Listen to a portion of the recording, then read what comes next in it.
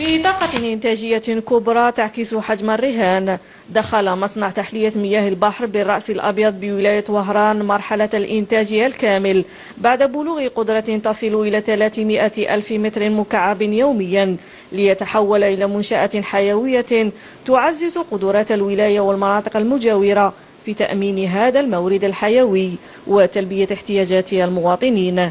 الماء كي كان يجي نهار يريح 15 يوم، من داك ما شهر من داك 20 كنا نشريو الستينات. ملي دارونا هذه راهي مليحه. المواطنين بوصفر كانوا يعانوا، كانوا يكروا هذوك الدراجات تاع الستيرنات كما نقولوا حنايا، كانوا في معاناه كبيره. من الحمد لله ملي جا هذا المشروع اللي داره رئيس الجمهوريه، نشكروه جزيل الشكر على هذا المشروع اللي داره. ان بلوغ كامل طاقتها الانتاجيه المقدره ب 300 ألف متر مكعب يوميا لا يمثل فقط انجازا تقنيا، بل يشكل مكسبا استراتيجيا يعزز الامن المائي ويدعم استدامه تزويد المواطنين بالمياه الصالحه للشرب.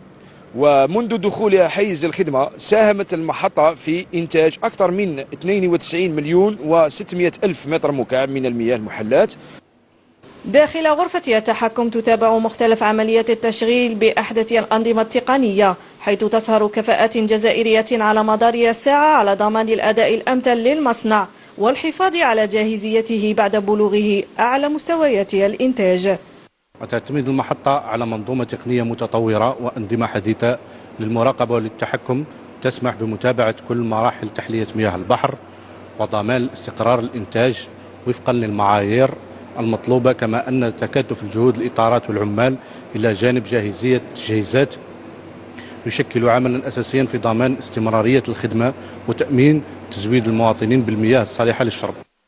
مصنع تحلية مياه البحر بالرأس الأبيض عنوان لمرحلة جديدة في مسار تأمين مورد مائي أساسي لمواجهة التحديات وضمان استدامة التزويد للأجيال القادمة.